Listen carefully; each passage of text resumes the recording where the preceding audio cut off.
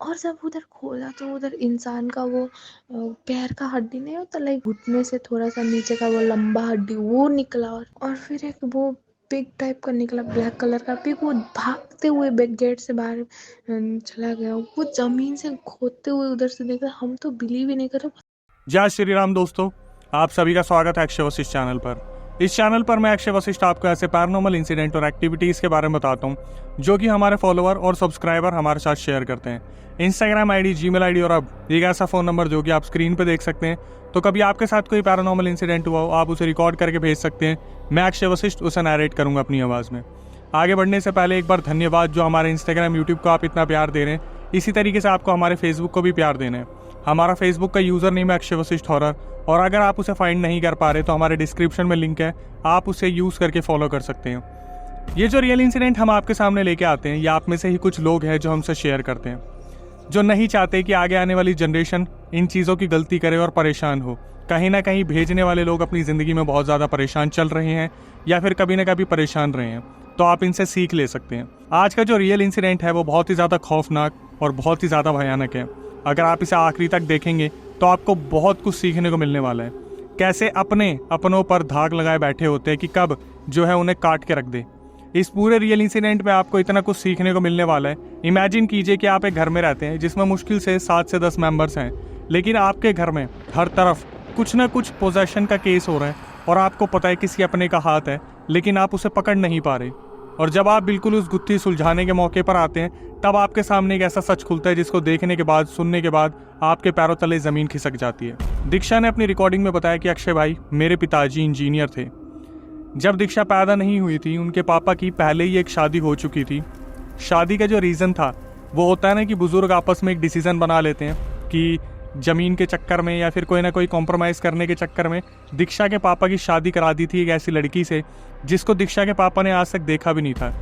Marriage वाले दिन first time दीक्षा के पापा ने देखा उस औरत को, और उस औरत से कहीं ना कहीं एक कॉम्प्रोमाइज़ वाली चीज़ हो गई थी। दीक्षा ने अपनी रिकॉर्डिंग में बताया कि अक्षय भाई, मेरे पापा और मेरी जो बड़ी मम्मी थी, मतलब जिनसे उनकी पहले शादी हुई थी, उनकी शादी हुई। शादी के बाद इनके पापा को, जो उनकी बड़ी मम्मी थी, मतलब जिनसे पहली शादी हुई थी, उनसे 3 लड़कियां और एक लड़का हुआ था। कुछ टाइम बाद दीक्षा के जो पापा थे वो गांव को छोड़ के शहर जाने की कोशिश करते हैं, क्योंकि उनके एम्बिशंस बहुत बड़े थे और वो एक प्रॉपर इंजीनियर फील्ड में जाना चाहते थे। वो उस गांव वाली जगह को छोड़ के पोखरा मूव हो जाते हैं, और पोखरा में इनकी मुलाकात होती है दीक्षा की मम्मी से, मतलब जिनसे उनकी सेकंड मैरिज होती है।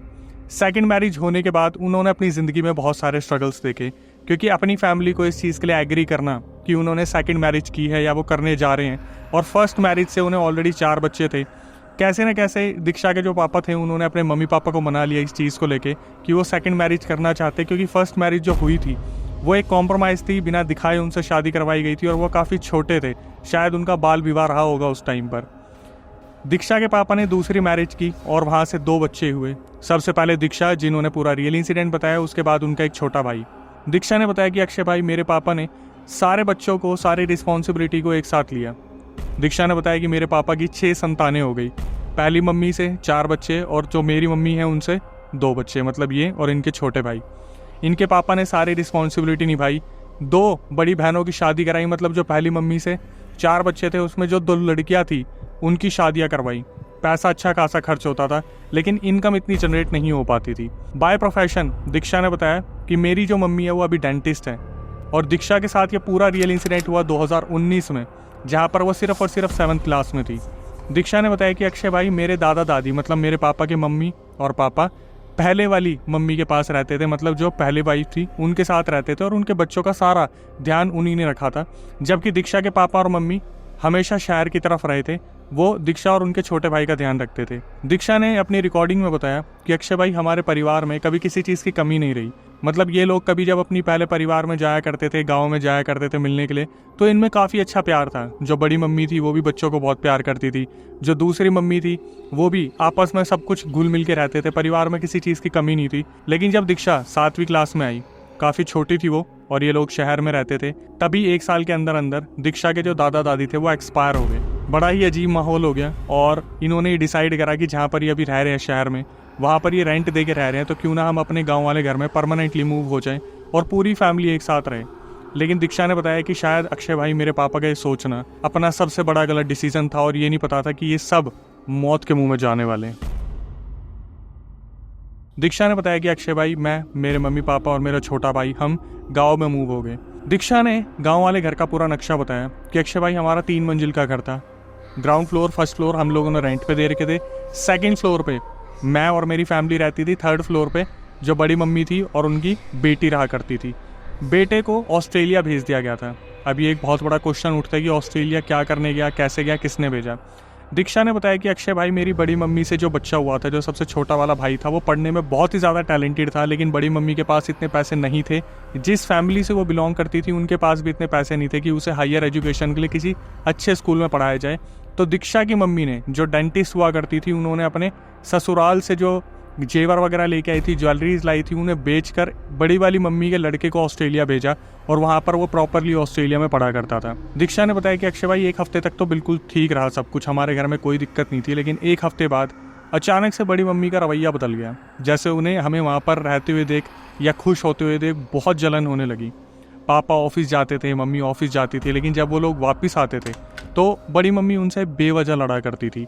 उन्होंने अजीब अजीब सी स्टेटमेंट देनी शुरू कर दी कि अभी तक तो तुम वहाँ रह रहे थे, जैसे ही तुम्हारे माँ बाप गुजर गए तुमने इस घर पे कब्जा कर लिया, तुम्हें क्या लगता है तुम आगे जाके यहाँ सुकून से रह लोगे, हम तुम्हें नहीं रहने देंगे।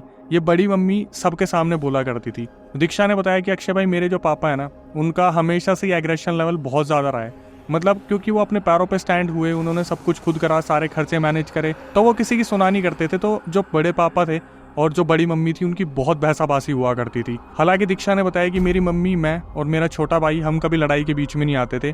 पापा ही बड़ी मम्मी से बहस करते रहते थे और ये बहस जो थी अलग ही लेवल पर चली जाती थी। रोज इन चीज़ों को देखकर दीक्षा बहुत परेशान हो गई थी। दीक्षा ने बताया कि अक्षय भाई, मैं स्कूल से आती और घर पे जाना मेरी मजबूरी हुआ करती थी, वरना मेरा 1% मन नहीं करता था घर जाने का। दीक्षा ने बताया कि अक्षय भाई, मैं शहर में बहुत खुश रहा करती थी।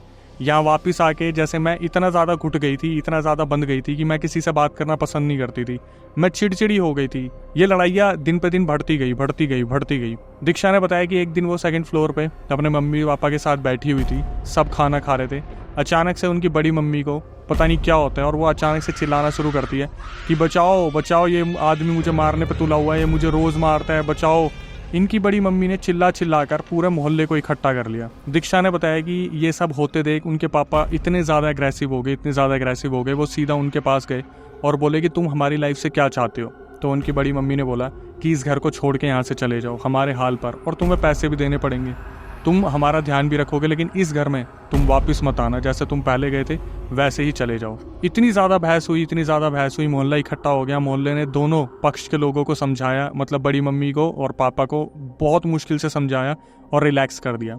दीक्षा ने बताया कि अक्षय भाई मेरे पापा नीचे आए और सारा लॉक कर दिया गया घर, नीचे से कुंडी लगा दी और उस नीचे वाली कुंडी की चाबी हमेशा मेरी बड़ी मम्मी के पास हुआ करती थी। दीक्षा ने बताया कि अक्षय भाई बहुत बुरा माहौल हो गया। पापा ने बड़ी मुश्किल से सारी चीज़ों को रिलैक्स किया और जब वो 2nd फ्लोर पे आए तो अचानक से उनकी चेस्ट में पेन होना स्टार्ट हो गया।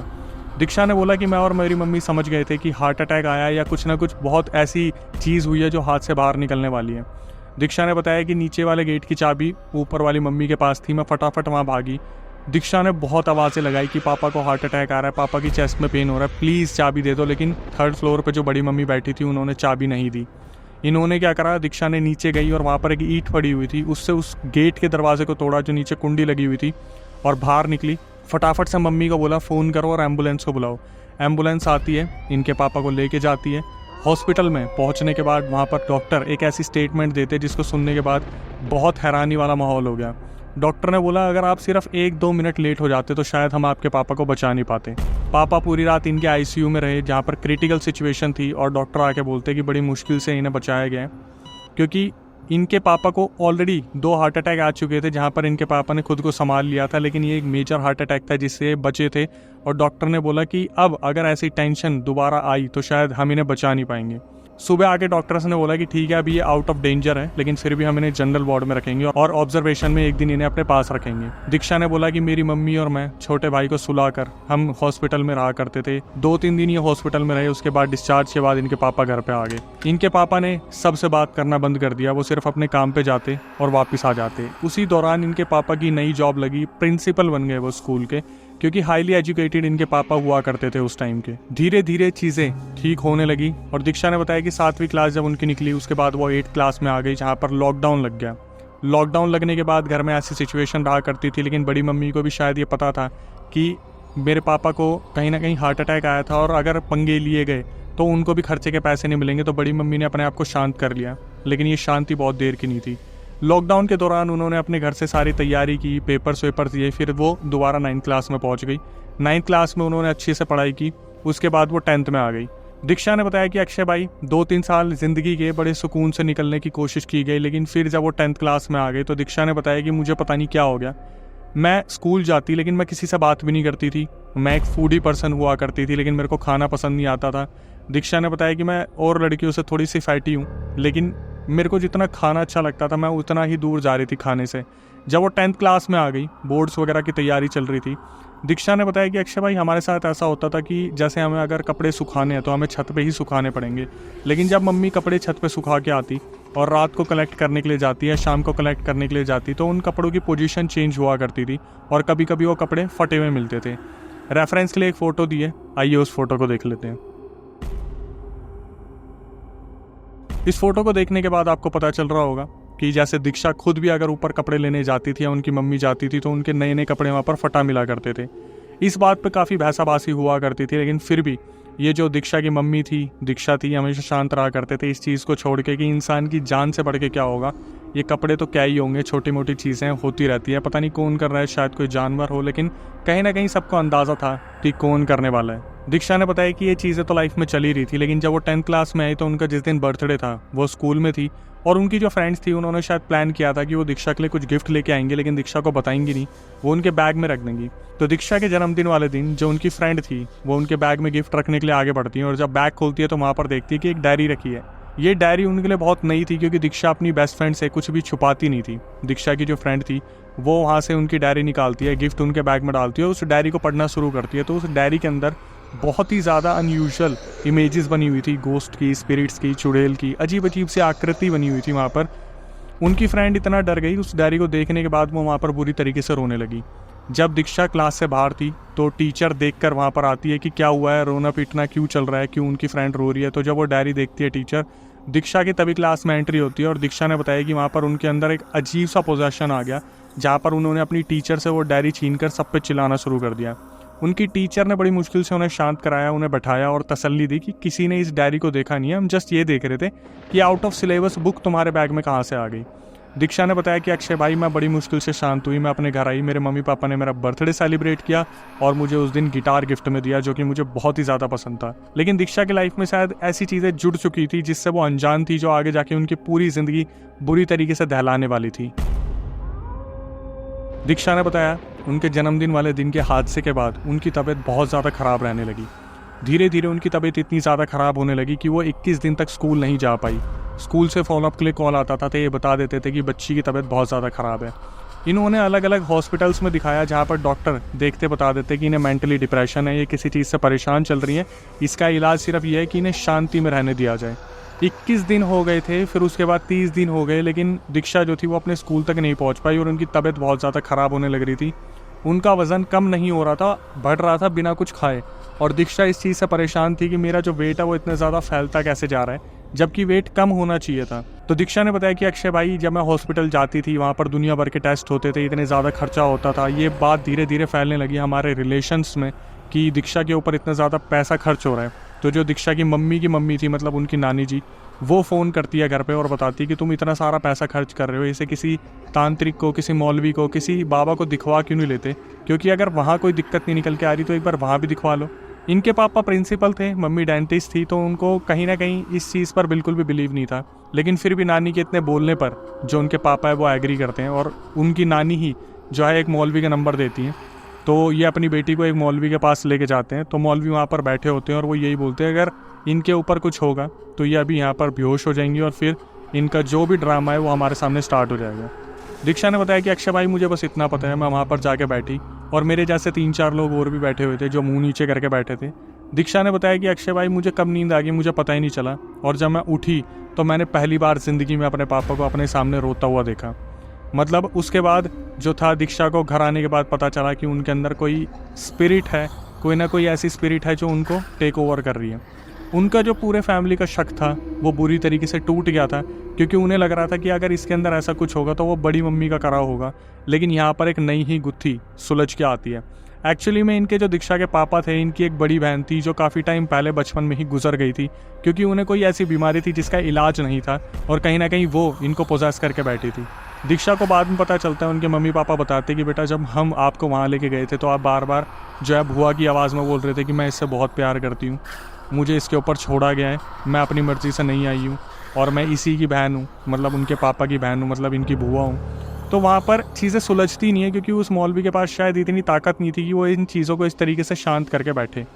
कुछ दिन बीतते हैं जहाँ पर उनकी तबीयत ठीक नहीं होती दीक्षा की, और वो बहुत ज़्यादा इरीटेट रहने लगती है, अपनी मम्मी से एग्रेसिवली बात करने लगती है, घूर के बोलती है कि क्या देख रही है, मैं इसे लेके जाऊँगी, तू यहाँ क्या देख रही है, मैं पक्का इसे लेके जाऊँगी, तुम कुछ भी कर लो मैं इसे लेके जाऊँगी। उनकी मम्मी, उनके पापा धीरे धीरे बहुत ज़्यादा टूटने लगे थे अंदर, और इस चीज़ का दूर दूर तक कोई इलाज नहीं मिल रहा था। उसके बाद दीक्षा ने बताया कि अक्षय भाई जब उस मौलवी से ये चीज़ें रिजॉल्व नहीं हुई तो पापा ने कम से कम नहीं तो 100 से ज़्यादा तांत्रिकों को दिखाया, लेकिन किसी के बस के ऐसा कुछ नहीं हुआ कि वो मेरे अंदर से पोजेशन निकाल दे। उसके बाद दीक्षा ने बताया कि इंडिया और नेपाल के बॉर्डर पे एक बुद्धा रहते थे, उनका पूरा सेंटर है वहाँ पर जहाँ पर वो शिवा की पूजा करते हैं, मतलब लॉर्ड शिवा, महादेव, हमारे जो महादेव हैं उनकी पूजा होती है वहाँ पर। दीक्षा ने बताया कि उनके पापा ने उन बुद्धा से कांटेक्ट किया और उन बुद्धा ने दीक्षा को वहाँ पर बुलाया उनकी फैमिली के साथ। दीक्षा को वहाँ पर 1 महीने रहना था, तो उन्होंने वहाँ पर एक नियर बाय रूम बुक करा, और दीक्षा ने बताया कि अक्षय भाई आप बिलीव नहीं करोगे, मेरे जैसे हज़ारों लोग वहाँ पर अपना एक्सॉर्सिज्म करवाने आते थे, अपना पोजेशन उतारने आते थे। तो दीक्षा ने उनकी पूरी प्रक्रिया बताई कि वो वहाँ पर हाथ में कुछ बहुत ही पकड़ाया करते थे, और वहाँ पर जो था शिव जी के नाम के डमरू बजा करते थे, और जिसके अंदर पोजेशन होता था वो वहाँ पर चीखना शुरू कर देता था। बुद्धा ने वहाँ पर उनका इलाज करा, पूरी तरीके से इलाज करने की कोशिश की, और फिर पता चला कि वो जो एंटिटी उनके अंदर आती थी बुआ की, वो भेजने वाली उनकी बड़ी मम्मी ही थी। दीक्षा की जो बड़ी मम्मी थी उन्होंने ही ये सब कुछ करा हुआ था। और बुद्धा ने वहाँ पर और भी चीज़ें बताई जिसको सुनने के बाद सब हैरान रह गए। वहाँ पर सिर्फ और सिर्फ उनकी बड़ी मम्मी का हाथ नहीं था, एक औरत थी जो दीक्षा के पापा के कई कज़न की मम्मी थी, जो अपने टाइम पर मर चुकी थी, जिन्हें डायन कहा जाता था, और वो इनकी मम्मी की, मतलब बड़ी मम्मी की गुरु हुआ करती थी वो जो डायन थी। लोग कहते थे इनके घर के आगे से गाय को भी मत ले जाना, दूध देना बंद कर देगी, इतना ज़्यादा लोग डरा करते थे। वो जो डायन वाली एंटिटी थी, जब बुद्धा वहाँ पर इलाज कर रहे थे तो वो दीक्षा के शरीर में आती है और बोलती है कि मेरे को आदेश मिला है, मुझसे मदद मांगी गई है। वो जो बड़ी मम्मी है उसने इनके पापा की बहन को भी बुला लिया इसके शरीर में, दीक्षा के मतलब जो बुआ हुई, और जो डायन वाली एंटिटी थी वो भी इसके अंदर आ रखी थी। दीक्षा ने बोला कि भाई मेरा ऐसा बुरा हाल हो गया वहाँ पर, मैं रोज़ वहाँ पर जाती, रोज़ उनके बीच में बैठती और रोज़ महादेव की आरती हुआ करती, और महादेव का पता नहीं कितने शंख बजते थे, क्या क्या होता था। दीक्षा ने बताया कि 1 महीने तक मैं वहाँ जाती रही, जहाँ पर मेरे ऊपर मल्टीपल पोजेशन होते थे, मैं बुरी तरीके से चिल्लाती, मैं बेहोश हो जाती, फिर मैं वहाँ पर हज़ारों लोगों के बीच में बैठती और उन्हें पोजेस होते देखती, एक्सॉर्सिज्म होते देखती। मैं इतनी ज़्यादा टूट गई थी, मेरे को कुछ भी समझ नहीं आ रहा था। बड़ी मुश्किल से 1 महीना ही हुआ था जब मेरे अंदर ये पोजेशन होने कम हुए थे। तो वहाँ पर जो बुद्धा थे उन्होंने बताया कि ठीक है, अब आप लोग घर जा सकते हैं। ये लोग अपने घर वापस आ जाते हैं। दीक्षा ने बताया कि अक्षय भाई इतना सब कुछ होने के बाद मैंने सोचा सब कुछ ठीक हो गया, लेकिन नहीं, उसके बाद चीज़ें और भी ज़्यादा वर्स्ट होने लगी। दीक्षा ने बताया कि मैंने अपने स्कूल कंटिन्यू कर लिए। एक दिन स्कूल में प्रेयर हो रही थी, उन्होंने बोला मुझे नहीं पता, मैं बस वहाँ पर खड़ी हुई थी, मुझे ऐसा लगा जैसे कोई ब्लैक सर्कल मेरी तरफ आ रहा है, और जैसे जैसे वो मेरे पास आ रहा है मैं अचानक से वहाँ पर बेहोश हो गई। जब मैं उठी तो मेरे पेरेंट्स वहाँ पे आ रखे थे, जो बुरी तरीके से डर रहे थे, मतलब मेरे अंदर कोई चीज़ आई थी जिसने पूरे स्कूल में ड्रामा करा था। मेरे टीचर्स ने मुझे वापस भेज दिया और ये लोग सीधा उन्हीं बुद्धा के पास वापस गए। तो बुद्धा के पास जब ये वापस गए तो बुद्धा ने बोला कि ठीक है, एक बार हमें घर पे आके देखना पड़ेगा, क्योंकि समस्या शायद दीक्षा के ऊपर कम, उनके घर से सारी शुरू हो रही है। तो बुद्धा इनको घर भेजते हैं, और दीक्षा ने बताया कि अक्षय भाई रात की बात है, बुद्धा हड्डी वगैरह लेके, सारा सामान लेके हमारे घर पे आते हैं रात के 12 बजे के बाद, जब वहाँ पर कोई भी नहीं था। और दीक्षा ने बोला अक्षय भाई सबसे अजीब चीज़ जो थी ना, वहाँ पर जो 2-4 बुद्धा आए थे वो अचानक से घर में घुसे और उन्होंने एक अलग सी जगह देखी और उस सीमेंटेड जगह को खोदना शुरू कर दिया। जैसे उन्हें दिख रहा है कि अंदर कुछ है। दीक्षा ने बताया कि हम सब वहाँ पे खड़े होकर देख रहे थे चारों, और किसी को कुछ मालूम नहीं था। खोदते टाइम उन बुद्धा को अंदर से एक पैर की हड्डी मिली, जैसे घुटने के नीचे की लंबी हड्डी होती, जैसे वहाँ पर किसी ने गाड़ रखी थी। और देखते ही देखते जो सबसे हैरानी वाली चीज़ थी, जब बुद्धा वहाँ पर खोद रहे थे, अचानक से एक छोटा सा जानवर, जैसे कोई छोटा सा सूअर हो, छोटा सा सूअर काला सा बिल्कुल वहाँ पर निकल के भागा और गेट के सामने से सबके निकल गया। दीक्षा ने बताया कि अक्षय भाई, हम सब खड़े थे, हमारे पैरों तले ज़मीन खिसक गई, हमारे रोंगटे खड़े हो गए ये देखकर कि ज़मीन में से कोई जानवर ऐसे कैसे निकल के भाग सकता है। बुद्धा ने बताया कि एक्चुअल में यहीं से सब कुछ शुरू हुआ है, और आपके घर में ये जो काले जादू का सारा सामान है ये गाड़ा गया था आपके आने से पहले। बुद्धा ने क्या करा, सारी चीज़ें रिमूव कर दी, और वो लोग रिमूव करने के बाद वहाँ से चले गए। तो वहाँ पे जो हड्डियाँ निकली थी उसकी भी एक रेफरेंस के लिए फ़ोटो दी गई है, वो भी आप देख सकते हैं। जब बुद्धा वहाँ से चले गए तो दीक्षा को लगा कि सब कुछ सही हो गया है, लेकिन फिर भी दीक्षा ने बताया कि अक्षय भाई, मेरे अंदर ऐसे चीज़ें होने लगती थी जहाँ पर समझ नहीं आता था कि क्या करा जाए क्या ना करा जाए। दीक्षा ने बताया कि अक्षय भाई, जैसे जैसे शाम होती थी मेरा मूड फ्लक्चुएट होता था, और मैं अपने मम्मी को बोलती थी कि मुझे नानी के पास ले चलो, कभी मुझे दादी के पास ले चलो, कभी मामा के उस वाले घर पर ले चलो। दीक्षा ने बताया कि अक्षय भाई, मेरे मम्मी पापा रात के 2 बजे कभी मुझे उधर लेके जा रहे हैं नानी के पास, कभी दादा वाले घर में लेके जा रहे हैं, कभी मामा वाले घर में लेके जा रहे हैं। मतलब दीक्षा बहुत परेशान करने लगी थी।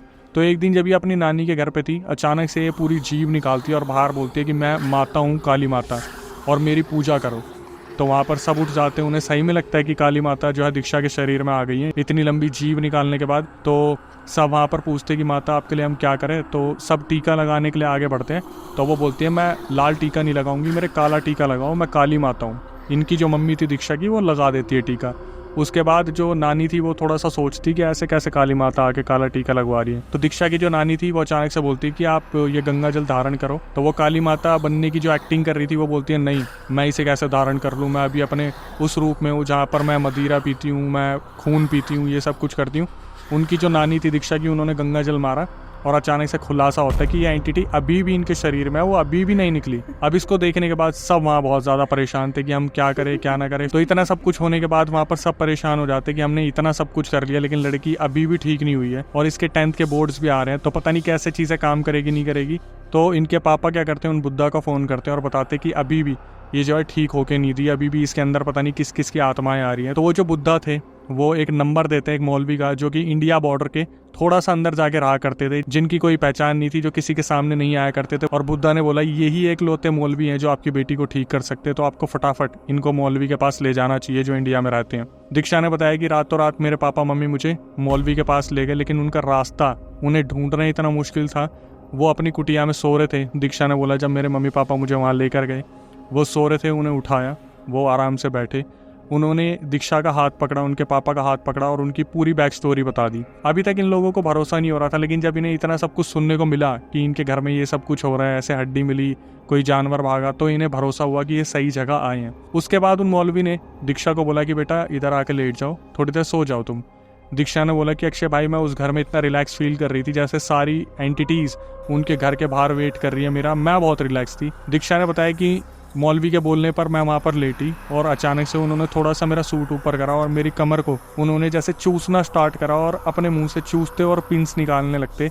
उनके मुंह से 21 पिंस निकली, 21 पिंस निकली। और इस चीज़ को देखकर उनके पापा, उनकी मम्मी और दीक्षा सब हैरान थे कि ये 2 घंटे से हमसे बातचीत कर रहे हैं, अगर इनके मुंह में पिन होती तो कहीं से तो चुभती, कहीं कुछ होता, लेकिन उन मौलवी ने इनके सामने 21 पिन निकाल के वहाँ पर फेंकी। उसके बाद दीक्षा ने बताया कि अक्षय भाई, जब वो 21 पिन मेरी बॉडी से उन्होंने निकाली, तब मैं बिल्कुल रिलैक्स फील हुई। मैं वहाँ पर 1-2 घंटे आराम से सोई। हमने मौलवी के वहाँ पर पैर छुए, उनका आशीर्वाद लिया, और फाइनली हम अपने नेपाल वापस आ गए। नेपाल वापस आने के बाद दीक्षा ने बताया कि अक्षय भाई, मैं बिल्कुल ठीक हो गई, मेरे साथ कुछ नहीं होता था, लेकिन हमारे घर में पैरानॉर्मल एक्टिविटीज़ होती थी, जैसे अपने आप नल चलते थे, अपने आप लाइट ऑन होती थी, ऑफ होती थी। हमने उन मौलवी से कांटेक्ट किया, और मौलवी ने बताया कि अभी कुछ टाइम लगेगा, मैं अभी नेपाल नहीं आ सकता, मुझे कुछ काम है। तो 1-2 हफ्ते बीतने के बाद मौलवी का फ़ोन आता है इनके पास कि मैं फाइनली किसी काम से नेपाल आ रहा हूँ, तो अब मैं आपके घर को देख लूँगा, तो मुझे बता दीजिए एड्रेस क्या है। तो मौलवी जब घर के बाहर पहुँचे, मौलवी ने ऊपर देखा और बोला कि नहीं, मैं अंदर नहीं आऊँगा, इस घर को तो शापित बना रखा है, इस घर के अंदर इतना सब कुछ है जहाँ पर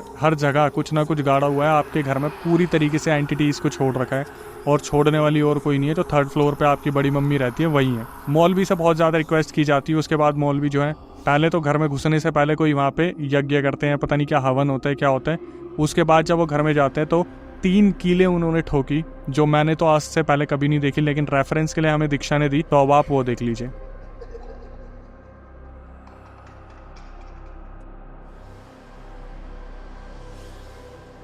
तो इन 3 कीलों को अलग अलग जगह पे जो है दरवाज़ों पे ठोका गया। उसके बाद मौलवी वहाँ से गए, इनके घर को पूरा पवित्र करके शुद्ध करके। उसके बाद दीक्षा ने बोला कि अक्षय भाई, मैंने बड़ी मुश्किल से 8-10 महीने स्ट्रगल करके बड़ी मुश्किल से पढ़ पुढ़ा के अपनी 10th निकाली, 11th में मैंने साइंस ली, अब मैं 12th में हूँ और अब बिल्कुल इन चीज़ों से फ्री हो रखी हूँ। लेकिन अब हमारी ऊपर वालों से बिल्कुल बातचीत नहीं होती और आगे जाके हमारा यही प्लान है कि हम इस घर को छोड़ के कहीं ना कहीं मूव कर जाएंगे, क्योंकि जो नेगेटिव एनर्जीज होती हैं इंसानों के मन में वो कभी ख़त्म नहीं होती, वक्त के साथ बढ़ती जाती है। और बड़ी मम्मी को पता है कि इन्होंने अपना घर बंधवा लिया, लेकिन कहीं ना कहीं हम जब बाहर जाएंगे या छोटा भाई बड़ा होगा उसके साथ कुछ भी हो सकता है। तो दीक्षा ने बोला कि हमने यही सबक लिया अक्षय भाई कि वक्त के साथ आगे बढ़ना सीख लो, पुराने जख्मों को जितना कुरेदोगे उतना उसमें से रक्त बहेगा। एक एक सबूत इन्होंने हमें दिया, रिकॉर्डिंग आप आगे पीछे भी सुन सकते हो।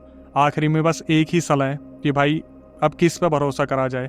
यहाँ पर तो खैर एक नया ही हिस्सा आ गया था कि दूसरी शादी होगी तो पहली शादी वालों को तो दिक्कत होगी, लेकिन आप यहाँ पे संभल के रह सकते हैं कि जब आप घर पे नहीं है तो आपके घर ना होने की मौजूदगी में कुछ आपके आगे पीछे आपके रिश्तेदार ना करवा दें या आपके खुद के जॉइंट फैमिली के मेंबर ना करवा दें, आपको मालूम भी नहीं चलेगा। कितना बड़ा हादसा था कि सीमेंटेड जो नीचे ज़मीन थी उसके नीचे से हड्डी निकली और ऐसे ब्लैक मैजिक का सामान निकला। तो आपकी सेफ्टी आपके हाथ में है।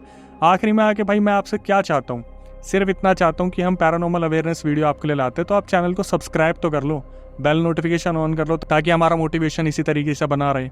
सिर्फ इतनी सी बात। और फिर अगर आपके साथ कोई पैरानॉर्मल इंसिडेंट हुआ हो तो आप स्क्रीन पे नंबर देख रहे हैं, डिस्क्रिप्शन में नंबर देख रहे हैं, वहाँ पर अपना पूरा रियल इंसिडेंट रिकॉर्ड करके भेज सकते हैं। मैं अक्षय वशिष्ठ उसे नरेट करूंगा अपनी आवाज़ में। आपकी भारी डिमांड पर हमने पॉडकास्ट चैनल स्टार्ट किया है अक्षय वशिष्ठ हॉरर शो, उसे भी सब्सक्राइब कर लो और उसका हिस्सा बनना चाहते हैं, मतलब आप अगर हमारे पॉडकास्ट चैनल पर आकर पूरा जो है वीडियो फॉर्म में अपना रियल इंसिडेंट बताना चाहते हैं तो उसकी प्रक्रिया मैं आपको बता देता हूँ। जो स्क्रीन पर नंबर दिख रहा है, डिस्क्रिप्शन में नंबर दिख रहा है, उस पर पूरा रियल इंसिडेंट रिकॉर्ड करके भेज दो और लिख दो वहाँ पर कि भाई हम पॉडकास्ट में आना चाहते हैं। हमारी टीम एक बार गो थ्रू करेगी और आपको पूरा गाइड किया जाएगा। दिल्ली में हमारा पॉडकास्ट सेंटर है, आपको पूरी लोकेशन बताई जाएगी, आप आना चाहते हैं तो आ सकते हैं। एट दी एंड जो आप इंस्टाग्राम यूट्यूब को प्यार दे रहे हैं उसके लिए बहुत बहुत धन्यवाद और फेसबुक को भी इसी तरीके से प्यार दीजिए। लिंक आपको डिस्क्रिप्शन में मिल जाएगा। कभी आपके साथ भगवान ना करे ऐसा कुछ हो। लेकिन नई वीडियो नए पॉडकास्ट आने तक ध्यान रखिए और stay tuned with the channel. फिर उन्होंने अपने मुंह से 21 पिन निकाले मेरे कमर से। मुझे लगा था कि कुछ चूस रहा है लेकिन मुझे कुछ दर्द वर्द नहीं हुआ था। और उन्होंने मेरे कमर से 21 पिन निकाले जो कि नए थे एकदम। पिन होते हैं ना वो पिन, वो निकाला तो हम एकदम शॉक हो गए, मेरे पापा मम्मी, मेरे पापा और मैं कि लाइक वो अपने मुंह में ही डालते, मतलब मुंह में डाल के भी बैठे हुए थे। तो लेकिन 2 घंटे से हमारे साथ इतने अच्छे से बात कर रहे हो, कैसे हो सकता है।